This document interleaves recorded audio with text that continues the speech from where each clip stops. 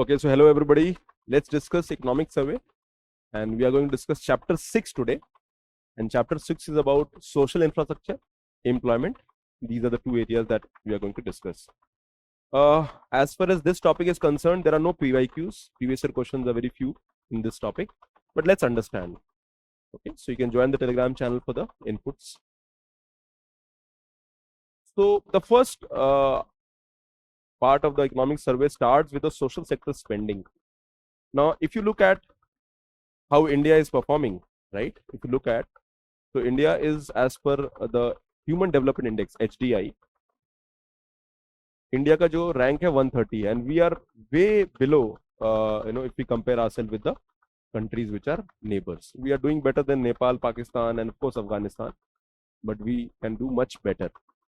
So in the financial year 2023, the first step of knowing that how government is doing is through the social expenditure, यानी सरकार कितना खर्च कर रही है in the areas of education, health and social expenditure.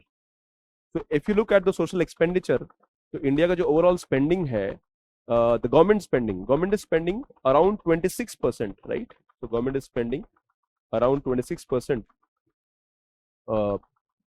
of the overall spending. यानी अगर 100 रुपया सरकार का खर्चा है तो 26.6% is there. And the good part is that it has increased.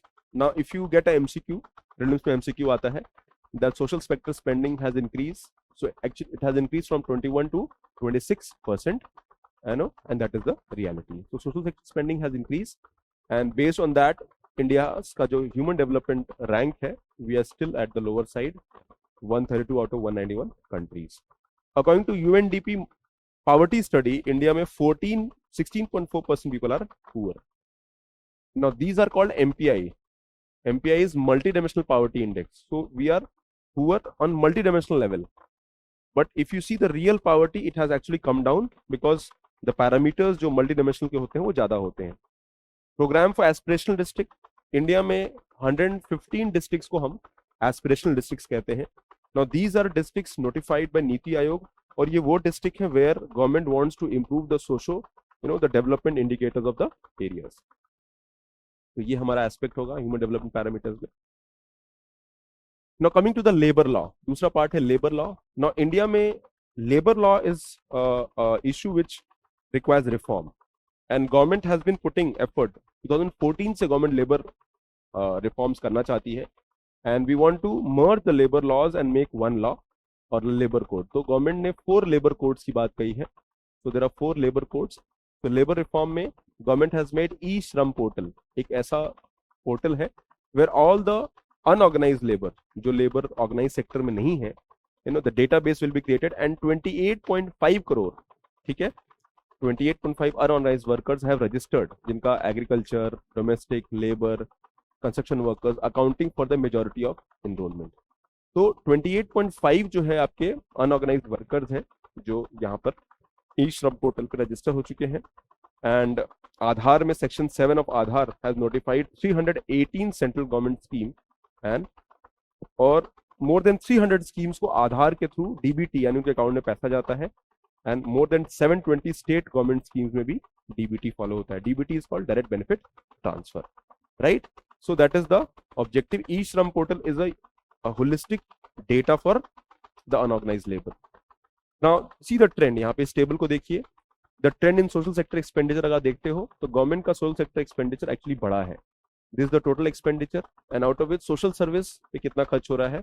You can see this is the expenditure that we have actually consistently ये बढ़ा है, and that is the good point. Okay, in lakh crore है कितना. दूसरा percent of GDP. So you can see the percent of GDP and social services at a percent of total expenditure. So India is doing well. India का जो social expenditure है वो बढ़ रहा है. So all the question, अगर UPSC में prelims में question आता है that social sector spending हमारा improve हो रहा है, answer is yes. आधार है ना, आधार enabled payment system, इसको AEPS कहते हैं, जनधन आधार मोबाइल. नो ये आधार की यूटिलिटी है. तो आधार क्या है? आधार एक it's a digital ID, it is used for identification, और इसके बेसिस पर हम डीबीटी करते हैं, डायरेक्ट बेनिफिट ट्रांसफर, यानी आधार से बैंक लिंक अकाउंट से आपका पैसा अकाउंट में जाता है. And it is use for deduplication. Deduplication का मतलब हम डुप्लीकेट नहीं होने देंगे. You can't have two Aadhaars. ठीक है. One nation one ration card, PM Kisan Samman निधि, ठीक है, पीएम किसान, कोविन जो कोविड वाला पोर्टल था, face authentication, all these are the areas where Aadhaar is consistently used and Aadhaar has actually transformed the way government delivers on ground. आधार की वजह से deduplication कम हो गया है and the utility has improved in long run. Then coming to the school education. Now schooling में we have primary, upper primary, secondary and higher education. So if we see the exception, pre-primary की बात करते हैं तो primary is still class 5th. I mean primary तो 8 तक होता है but junior primary is still class 5th. So pre-primary में enrollment जो हुआ है that is 1.1 करोड़ से drop हुआ है from 1.1 to 1 करोड़ और dropouts rate जो है वो कम हुए हैं at all grade level but dropouts are still a concern and student teacher ratio जो है हमारा elementary level पे that has decreased from 34 to 26.2. तो हमारा जो last 10 years में student pupil ratio has improved, you can say that. तो school education improve हुआ है. Coming to higher education, 4.1 crore students have enrolled in the higher education from 3.9 crore. So enrollment in the higher education has also gone up and these are positive things. अच्छा, इसमें interesting बात है the enrollment for women. Interestingly, the women जो enrollment है वो बढ़ गया है from 1.9 crore to 2 crore. यानी जो total 4.1 crore जो enrollments हैं students का उसमें 2 crore women है. So that is a good number and it shows that women are getting empowered and they're getting enrollment. 57% of the 15.5 lakh faculty जो higher education में है वो improve हुआ है. ये 57% तो male है but remaining are female. So still 50-50 तो नहीं हुआ है but the improvement has been there. Coming to skill development. Now in the skill development part, periodic labour force सर्वे के हिसाब से द पॉपुलेशन जो है हमारा वो around 1.1 crore people have received the training during this period. ठीक है ना. तो 1.1 करोड़ पीपल को ट्रेनिंग मिला है as per the periodic labour force survey in the areas of formal technical training. National apprenticeship promotion scheme है. अप्रेंटिसशिप क्या होता है? जब आपको स्किल मिल जाता है you can go to the industry और आपकी ट्रेनिंग होता है, उसको अप्रेंटिसशिप कहते हैं. तो as per the national apprenticeship promotion scheme industries ने 21.4 लाख अप्रेंटिस को हायर किया है. बाद में ये लोग स्किल लेबर बन जाते हैं. Under skill acquisition and knowledge awareness for livelihood promotion, इसका नाम है संकल्प. Okay, so you can remember this word संकल्प. इसमें ये सारा फॉर्डर है, मेंस का भी है और प्रीलिम्स का भी फॉर्डर इसमें मिल जाएगा because this is very effective in answer writing. Education, health, skill development का डेटा आपको इकोनॉमिक सर्वे से अच्छा मिल जाता है. तो इंडिया में 724 डिस्ट्रिक्ट स्किल कमिटीज जो है एस्टैब्लिश हुई हैं and the idea is to promote skills in their. Nearly 22 million people have benefited from Ayushman Bharat और 1.54 को हेल्थ एंड वेलनेस सेंटर्स से फायदा मिला है. Ayushman Bharat is about insurance for secondary and tertiary health care, यानी आपको हायर लेवल पे इंश्योरेंस मिलता है. 1.54 लाख लोगों को जो हमारे प्राइमरी हेल्थ सेंटर्स हैं उसमें हेल्थ एंड वेलनेस का बेनिफिट भी मिला है. Coming to the insurance part जिसको हम सोशल प्रोटेक्शन कहते हैं, right. Coming to the insurance part जिसको हम सोशल प्रोटेक्शन कहते हैं. तो प्रधानमंत्री जीवन ज्योति बीमा योजना, जीवन ज्योति बीमा योजना क्या होता है? आपको 2 लाख का इंश्योरेंस मिलता है at a price of 330 rupees. 2 lakh का इंश्योरेंस. तो यहाँ पर 14.96 करोड़ पीपल जो है वो रिक्रूट हो चुके हैं और इसमें से 6.4 लाख लोगों ने ऑलरेडी क्लेम किया हुआ है इंश्योरेंस. सिमिलरली हेल्थ इंश्योरेंस में एक और इंश्योरेंस है सुरक्षा बीमा योजना और इसका 1.1 लाख लोगों को बेनिफिट मिल चुका है. सुरक्षा बीमा योजना में अप टू 2 लाख का आपको एक्सीडेंटल हेल्थ बेनिफिट मिलता है और इसका प्रीमियम जस्ट 12 रुपीज है. इसका प्रीमियम 330 और इसका प्रीमियम 12 रुपीज है, यानी in just 12 rupees you have benefit of 2.2 lakh rupees. Atmanirbhar Nidhi scheme for street vendors, 45 lakh लोग एप्लीकेशन अप्रूव हुए हैं और इनमें से 39 लाख को लोन ऑलरेडी मिल चुका है. 38.4 crore loans have been approved through Pradhan Mantri Mudra योजना, यानी अराउंड आप सोचो 38 करोड़ लोगों को लोन मिला है through Mudra Yojana and that is a very strong thing. तो government is pushing all efforts to make sure that protection is improving. Coming to the rural economy की बात करते हैं. 47% of the country's inhabitants, okay, जो रहते हैं reside and 65% of total depend on the agriculture. यानी rural area में भी 647%, सॉरी रूरल एरिया में 2/3 people depend on agriculture and in India 47% people depend on agriculture. तो quality of rural life improve हुआ है, इंक्लूडिंग फॉर एग्जांपल इलेक्ट्रिसिटी का access हो गया, drinking water supply, health insurance schemes have improve. Okay, national family health survey के हिसाब से the health outcomes and health benefits on ground has improved considerably.